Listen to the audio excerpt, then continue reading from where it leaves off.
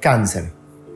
Pese a lo mucho que avanzó la medicina en el mundo, en Paraguay un diagnóstico de cáncer sigue siendo una sentencia de muerte, física en el peor de los casos y económica casi siempre. En países como el nuestro, cualquiera puede integrar la clase media acomodada, rozar incluso el paraíso de las élites y caer estrepitosamente al escalón más bajo de la pirámide social y a la velocidad del rayo. Es solo una cuestión de azar. Y es que cuando hablo de países como el nuestro, no me refiero solo ni exclusivamente a países pobres, sino a todos aquellos donde no existe una cobertura pública de salud. Muchos creerán que hay una relación directa entre los niveles de desarrollo económico de una nación y la calidad en su cobertura sanitaria. Pues no necesariamente es así. Si consideramos la riqueza que genera el Paraguay, de acuerdo con la cantidad de bienes y servicios que produce, somos definitivamente un país del medio para abajo. En el concierto de las naciones estamos muy lejos de poder clasificar como país desarrollado, pese a que en las últimas 2 décadas hemos incrementado notablemente nuestra producción. Sin embargo, los números prueban que aún en estas condiciones, nuestra indefensión en materia de salud no es consecuencia de la pobreza, sino de la miserabilidad de la mayor parte de la clase política, con honrosas excepciones, hay que decirlo. Fijémonos, por ejemplo, en cómo trata el Estado paraguayo a los enfermos de cáncer. Sabemos que sigue siendo una de las principales causas de muerte en el país y en el mundo, y que la terapia y la medicina para combatirlo pueden alcanzar precios cuasi delirantes.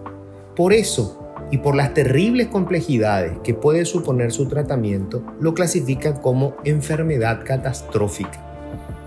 Financiar a un paciente le arrastran a él o a ella y a toda su familia a una dolorosa odisea que culmina con harta frecuencia en la más absoluta quiebra económica.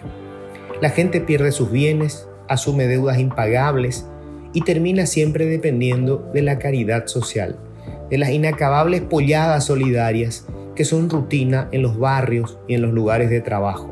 Es la única cobertura social que funciona en Paraguay.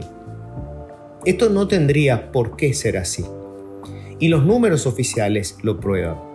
De acuerdo con la entidad pública encargada de combatir la enfermedad, el INCAN, para dar cobertura a toda la demanda de medicamentos oncológicos del país este año se necesitarán unos $50 millones más que lo que le asignó el presupuesto vigente, y la reposición de otros $13 millones que les recortaron con respecto a su presupuesto de 2022. Son $63 millones. Es mucho. Incluyamos ya los costos de reparación de los equipos, que nunca funcionan en su totalidad, y la adquisición de nuevos. Llevemos este presupuesto a $100 millones más por año. ¿Es una suma imposible para un país pobre como el nuestro? No. Y me explico por qué citando un caso ejemplificador. En el año 2012, cuando el Estado registraba un interesante superávit fiscal, cuando recaudaba más de lo que gastaba, el Congreso, integrado por una absoluta mayoría colorada, con el respaldo de no pocos liberales, decidió aumentar los salarios de los funcionarios públicos de un plumazo y hasta en un 45%.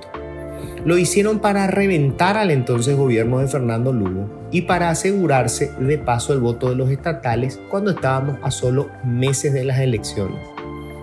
Ese incremento cuesta cada año unos $800 millones. De entonces a esta parte hemos destinado del dinero de los impuestos unos $8.000 millones para cubrir ese aumento. Esto es 80 veces el presupuesto que hoy necesitamos para completar todas las necesidades de los enfermos oncológicos. Si los apátridas que integraban ese legislativo, muchos de los cuales siguen ocupando cargos electivos, hubieran destinado cuanto menos un cuarto de esa repartija miserable a este ítem en salud, hoy tendríamos probablemente la mejor cobertura para enfermos de cáncer de toda la región. Hay otros cientos de casos ejemplificadores como este. El cáncer no nos mata por ser pobres, nos mata por masoquistas, porque seguimos votando a nuestros verdugos.